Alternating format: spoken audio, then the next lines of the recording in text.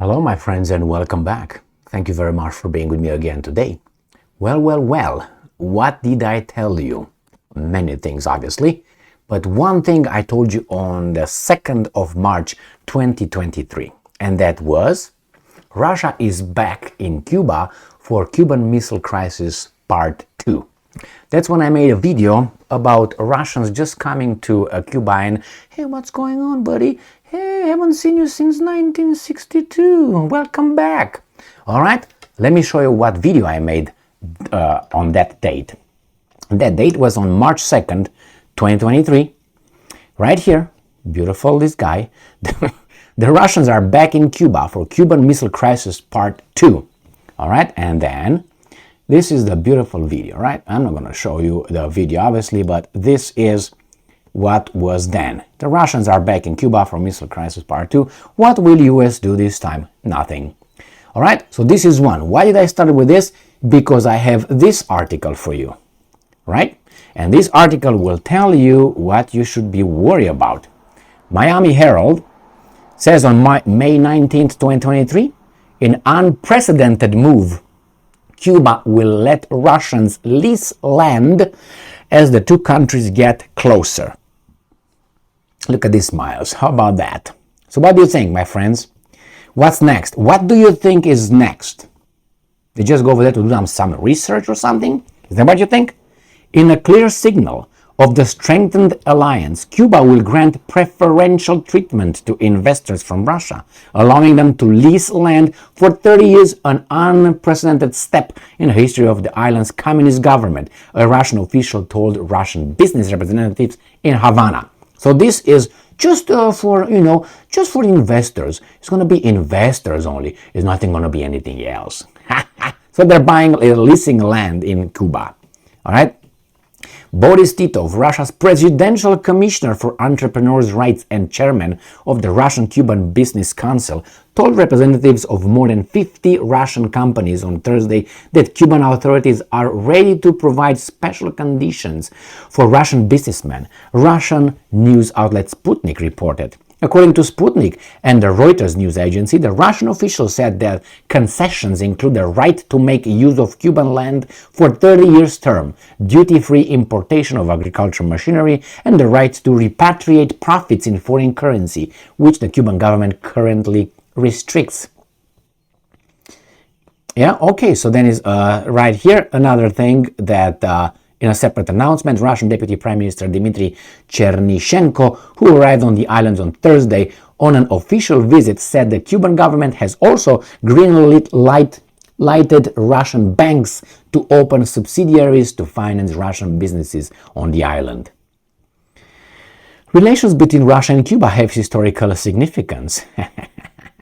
Yes, the guy said on arrival in the island, adding that he carried instructions from Russia's President Vladimir Putin. A Russian government statement said, and I'm quoting, "We intend to do everything possible to help the Cuban economy reach a decent level, but we want something in return." Can you guess what exactly they will want in return? Now, if you think that the Russians are just visiting Cuba and, just gonna smoke some cigars and do some business over there just with their private institutions, I think you're fooling yourselves. We all know the Russians aim for something about 80 miles or something, north a little bit, west, no, you know what I mean? It's unbelievable, man. But hey, we all knew this was coming. And we have Nicaragua next. You know where Nicaragua is? Well, it's about 500 miles, I think, a straight line over the Gulf of Mexico by the United States of America. Okay, 500 miles, not a big deal. You know what I mean? I mean, the Kinzal goes 2,000 kilometers, doesn't it? So it's about 1,000 miles with no problem. I'm talking about Kinzal. They don't even need Kinzal because the Russians have nuclear submarines all over. So if they go by the coast of the United States of America, let's say 20 miles, all right, or 30 miles, they're even closer that they don't need Cuba, actually. If they would need Cuba, it would be just to, you know what I mean? They have the submarines. Submarines they have nuclear weapons on them, and they can hit whatever they want. They don't have to hit. They don't have to hit Montana. You know what I mean? Or I don't know, South Dakota. No, they need to hit things around there somewhere. You know, around the coast. So unbelievable. But anyway, not unbelievable. It was expected. And if the Russians start doing all kind of hanky-panky in Cuba, I wonder what the Americans will do. Will say, hey, it's okay, man. It's okay. It's not threatening. We're not threatened at all. We don't have any security concerns, as we told you should not have if we bring our infrastructure and NATO by your borders in Ukraine, okay? So since we are honest and we are, the land of the free and blah, blah, blah of the brave, okay, we should, what fits you fits me too, justice across the border, abroad. A rule-based world order, all right? And the rule is I can do whatever I want and you can do whatever I tell you. All right, my friends, this is it. I've expected this, and I think you guys expect that as well. But what do you think is going to be the next move? I think the next move is going to be a little bit of a more important visit by someone else, not Putin, obviously. And they will go over there and they will sign some little treaties. Or, again, the leaders from Havana will going to go to Moscow, which is easier. And they're going to go over there and sign some little documents, and they will say, okay, well, you know what? How about we do a deal like these guys did in Guantanamo? And they have a little bit of a, a claw in Cuba. And once you have a claw, they're like a tick attached to the victim. Don't get this like this a friendship or anything. No, they need one another. Because Cuba has been having an embargo on it placed by the Americans since 1300 or something. It's just unbelievable. And they don't care about the Cuban people. If you would care about the Cuban people, you would do something else. But you say, you know what? You either do what we tell you to do, which is overthrow those guys over there, or you're going to be starving. Live with them. But instead of saying, you know what? Do whatever you want, guys. No. I am one that actually creates the misery. Why? By placing an embargo. It's one thing to say, you can have your domestic violence as much as you want. Well, I don't know. You're not going to listen to me. You're not going to listen to the authorities. Fight how much you want over there. No, I create problems over there. And those not problems that would alleviate or, diminish or eradicate the domestic violence in whatever household. No. That's going to exacerbate the domestic violence. And this is the land of the free.